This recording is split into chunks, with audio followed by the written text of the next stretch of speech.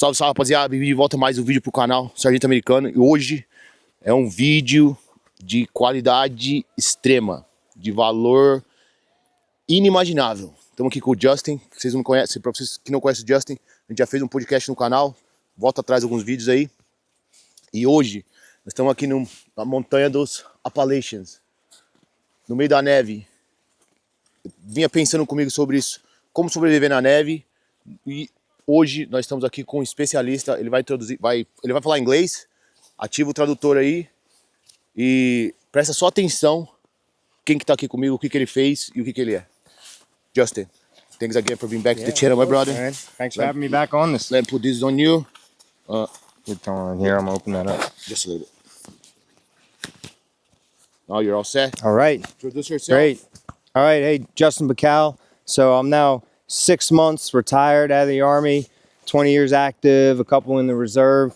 And now I'm pretty much just enjoying my life, mostly training people in the combat sports. Luckily, I got to learn from one of the best professors around. So my jiu-jitsu is still on the way up, but you know, I'm pretty happy with where I'm at, and still got a long journey to go. Só um adendo nisso aí, que ele tá falando do jiu-jitsu. O Justin, com 2 semanas, how many weeks? 2 weeks? Like 3 weeks? Yeah, it was the first month after my brown belt. 3 weeks of brown belt, he went to the Worlds and got second place. Ele pegou o segundo lugar no Mundial com 2 semanas de faixa marrom. Só pra você ver quem que você tá falando. Yeah. But don't forget to tell, you said like you retired from the Army. Now tell them, what did you do in the Army? Because that's the caveat. So I was a Special Forces officer since about 2010. I joined the regiment and retired 2024. So all but about 6 years of my active duty was in the Special Operations Special Forces Regiment. Before that, I was a combat engineer, did a little bit of work in Iraq, mostly with route clearance unit. And then before that, I was in the reserves in a unit in New York City, where I'm from. And I'm from New York City, but growing up, I got to spend a lot of time in mountains all around, especially on the East Coast. Spent a lot of time in the Appalachians, which is where we are here. But we are in a very deep part of the Appalachian Mountains. So this is West Virginia. It's famous for a lot of things, but not a lot of people recognize the beauty that they have here in West Virginia. It's really awesome. So we're here at Seneca Rocks. Seneca Rocks, it's a great place. You got a lot of activities that are going on here. Not as much in the winter. The snow kind of intimidates people. The cold kind of intimidates people. It's much more active in the summer, but I love this stuff. So I spend time in command of a mountain warfare training school for special operations. I've also done multiple exercises in the winter throughout and working in Europe, Central Europe, been up into the mountains. So I have some experience in being out here in the cold, and honestly, I kind of like it most of the time. There are definitely some miserable nights to be out in the mountains, out in the snow and the ice, and some of the training can be pretty tough.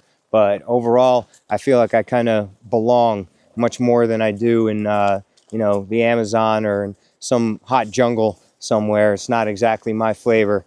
This is much more so. So I'd like to talk to you a little bit about just how I go about whenever I'm doing anything related to winter and traveling around and being on foot.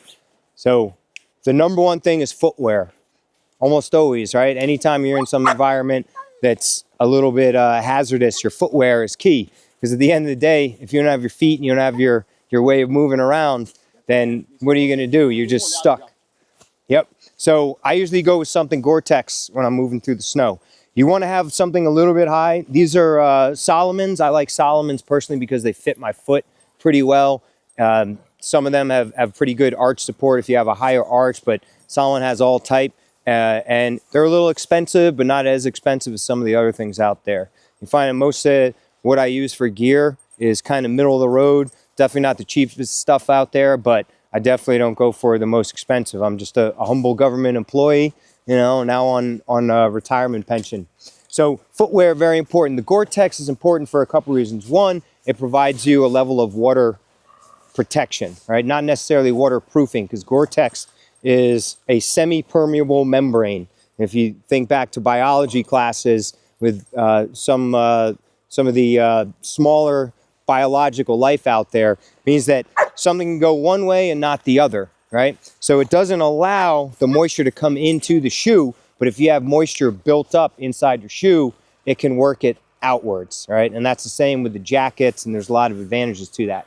But you can't just sit in water or in snow as it's melting in Gore-Tex. It will eventually start seeping through. So that's something you have to be conscious of. There are other things that are built much better when you have to be completely submerged in snow or in an area where there's a lot of ice that's going to melt onto you. There are better fabrics for that. It's not Gore-Tex. Trust me, I have woken up in a puddle that I thought I was protected from a Gore-Tex sleeping bag. Did it? Army issue. Yeah, no kidding, man. Just make sure that you're not sitting inside a little bit of a slope when it's raining. So above footwear, the key is layering for me. You want a lot of different types of materials and different types of layers for different purposes, right? We'll start with just the outer shell. Outer shell, I like some type of Gore-Tex. This is not military issue. This is really a snowboarding company, and I use this for skiing and just kind of being out in the snow. I really like it because, one, it kind of blends in, gives you some level of camouflage, and that's great. But it's not too heavy.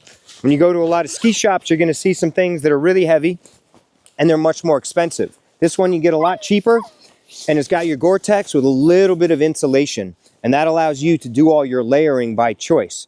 So number one, now you don't have to spend $900 on a single jacket for snowboarding, right? And then you buy your different layers. Your base layer should be something, you usually don't want cotton. You want something synthetic, something that's wicking moisture away from you so that moisture doesn't sit and you have cold, wet right onto your body, right? And then because you have a Gore-Tex shell, when it does get wet and you continue sweat and it stays warm in there, the moisture will work its way out slowly. It almost acts like a dryer as long as you don't continue to perspire if you're at a place where you could stop and still stay warm. But the rest in the key of layering comes in your pack. Now, anytime that you're moving around in the winter, you're gonna carry more, right? In the summer, it's easy. You just be out there, you got minimal stuff on. But especially going up into an environment like that, backwoods into mountains, you don't know what you're gonna run into. Whatever you feel for the weather down here could be completely different up there. The wind could be coming up from the opposite face, throwing snow into you, much more hazardous. So you're prepared for that before you embark on your journey. And that means more weight. Okay, so in my layering, I like a nice hoodie. Something that's synthetic material or even wool works pretty well. And I'll usually keep that underneath. But when you're moving, go lighter. If you need to add on layers for some reason, that's easy. You just take a break, take it off, put on your other layer, keep going. Esse é erro que eu cometi muito this is a mistake that I because I'm Brazilian, I think I fell into that trap a lot during the training, during the career. We would do any movement on a weather like this, and I would gear up like since the step 0, since the SP start, and then halfway through I would feel like, oh, I don't need all this, and I'm way heavier than I should be right now, and I'm sweating, and now when you stop, all my layers under is wet, and now it's soaked. Colder. That was a mistake that I. You can always add on, right? Sometimes you get there, and now if you've soaked all your layers already, it's like you learn the hard way. Hey, most of us in the military learned it the hard way. You know, that's why guys like us who've already been there we're confident enough that we could tell you when we messed up, right? If you were to ask me 18 years ago, I would have been, no, I'm good, right? Another layer too. So this is more of a fall inner layer with insulation. And like I said, with layering, now you don't have to buy one jacket only for the winter, one jacket only for the fall, one for the spring. You can use them all in combination together, right? I have kind of a spring hoodie, a fall jacket. I could throw them both on if I've already done all my movement and I'm in a base camp or whatever. I'm pulling security. I'm going to be laying in the snow for a while, and I can start to layer up so that I don't go down with hypothermia once I've stopped moving. Another part on layering is the gloves. You can see I already took one off. With the most extreme, you can go with mittens. Mittens have an automatic disadvantage, which is you can't pull the trigger, right? They do make trigger mittens. That's the thing you can find. So you'll find a mitten and there will be that one finger left over, and then your other 3 will come inside to the side. So you can pop that out, and then you can throw the other one right underneath. So I love the mittens. It's great for skiing, but you also need to find them with some type of quick drop. So you have a loop around your hand. So if there is some reason that you need all your digits, it just pops off and it's right there. You're able to do whatever you need to, or at night you don't lose your glove when it comes off. Do what you need to, check a map, check your digital, whatever you have, throw it right back on. Now, that's an essential piece right there for the gloves. And I'll tell you this, guys. Hands and feet it can make or break a mission. If you can move, you can shoot, you're useless. So you better take care of that. Yep. Then you're just the guy that gets carried around. Yep. So another supplement to boots. In the most extreme environments, you're going to have crampons. And crampons are a whole spike system that you can use if you have to climb up ice, or if you're walking on ice and the spikes just dig right into the ice. And that's in like very extreme environments. For something like this, especially here in this part of the Appalachians, we're in like the middle of the country, mid-Atlantic, and it'll go above freezing and then below freezing. So you get the ice and then it'll freeze over. You get water and then frozen back into ice. So these, they're called yak tracks, and they just fit on over boots. You just throw them on here and then you just pull it back over to the end. And now you have a metal piece to the bottom that digs into the ice. That's pretty good, especially if you've got to scale up. And now you've got something digging in besides just the rubber or Vibram soles that you have underneath. Yeah, usually called yak tracks. I've seen different names for them. And you can see the metal piece under there, which would dig right into the ice. Kamora likes that. Should not slip. Yep, prevents you from slipping as much. It's not going to save you completely, but if you find yourself going up and the trail is completely iced over, you quickly pop these on, and then you're going to do much better. You got a much better chance of getting up there without falling down on your knees, everything else. I do keep another pair of gloves, right? If anything happens to gloves, if they get wet, let's say you fall into a river, if you have something especially already waterproofed, you've got a change, right? Change of socks, change of gloves, very important. Okay. So that's, for the most part, what I have for layering. I also keep on some long underwear when I'm not doing any type of movement. And I keep some pants. You don't want jeans, right? Definitely don't want cotton, because everything will start getting wet in the bottom. And when it's wet in the bottom, it'll seep down in your boots. Then your socks are wet. Now you're in a lot of trouble again. One other thing that you can use, I don't usually use it on hiking, but it's useful when the snow is coming up above your boots, is gaiters, which are just a waterproof or Gore-Tex wrapping that just goes around the top and then tightens right around the top so that the snow doesn't just fall right into your boot. They're pretty useful. They're useful even in the summer if you're going through places with high water and mud, those kind of things. So for the most part, that's what I keep with me for layering, generally in the Appalachian Mountains. But then you have some other things in survival, right? Appalachian Mountains, they're dangerous for a few reasons. One, you can see how hazardous some of the steep inclines are here, slipping on rock. But also, there's a lot of stuff out here that can kill you, right? So you get some rattlesnakes, don't have to worry about them in the winter. Bears, usually don't have to worry about them, they're hibernating. But if you wake them up from hibernating, that could be a problem too.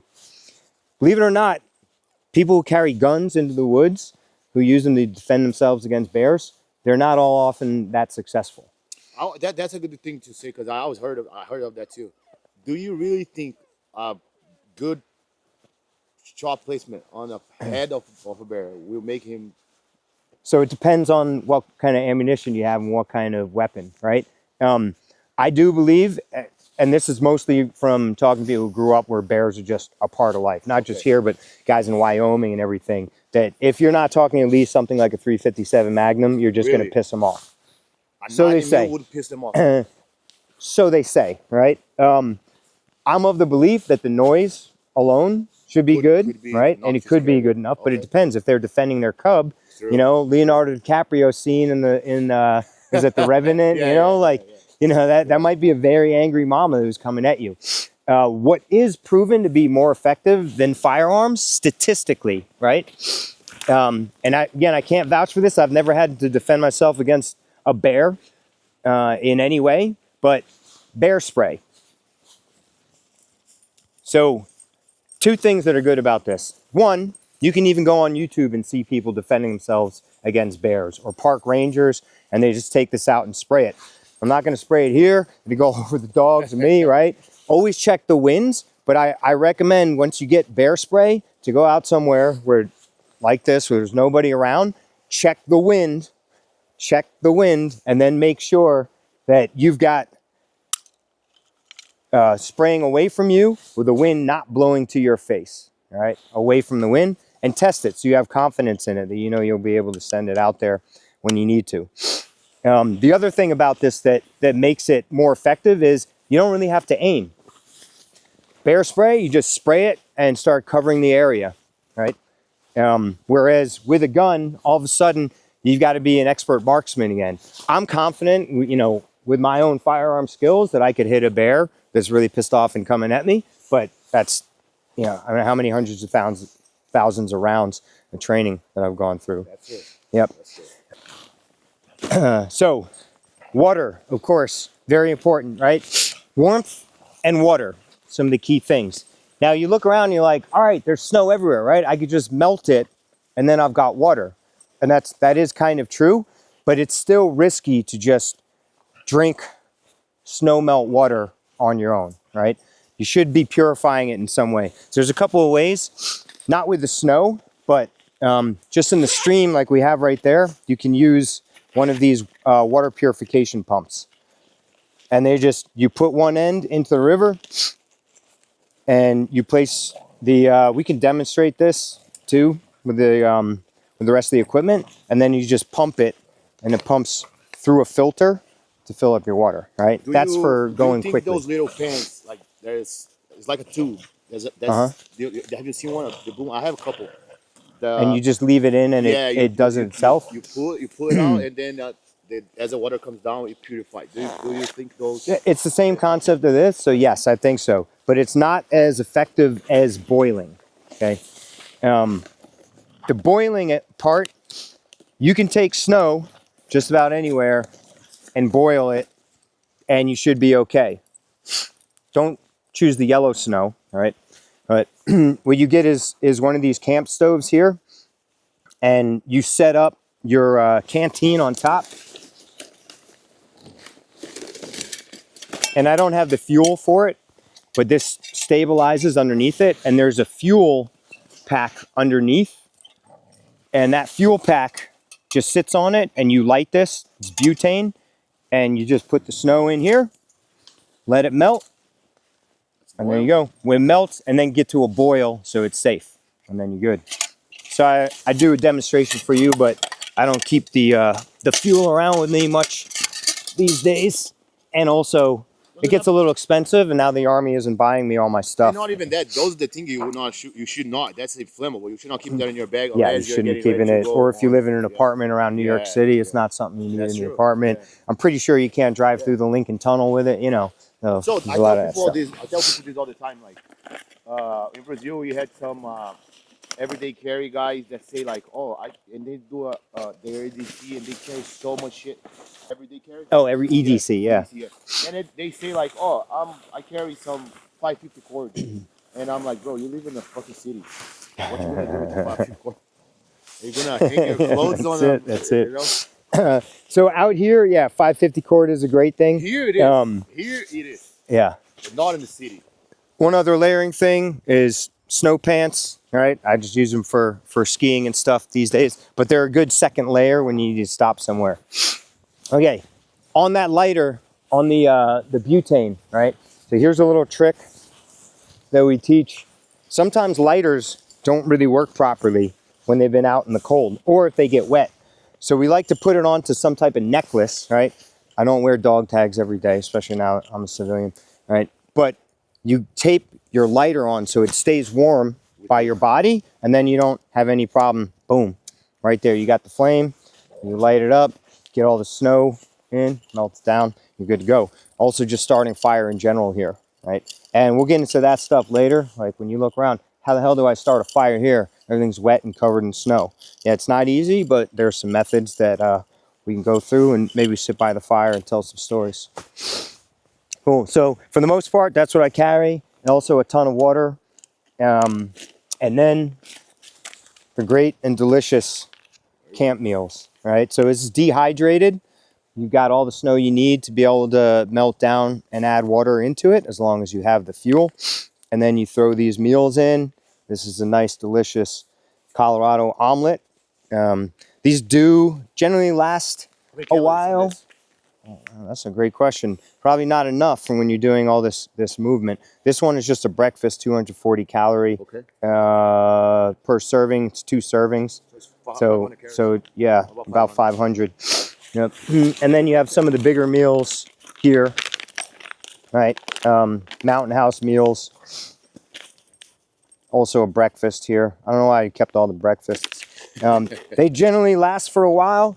If you are, these ones are expired though, because they're my example ones I keep. But if you can have them in your house, if you're like into prepping and everything, you're getting ready for doomsday or zombie apocalypse, these are some pretty good options to have. I have a theory about those prep guys, and tell me if you agree with me. Okay. A lot of people prep, but a lot of people forget that when she hits the fan, if you know TEDx, if you have a group of guys, and you guys are very good at guns, you can go and take all the resources.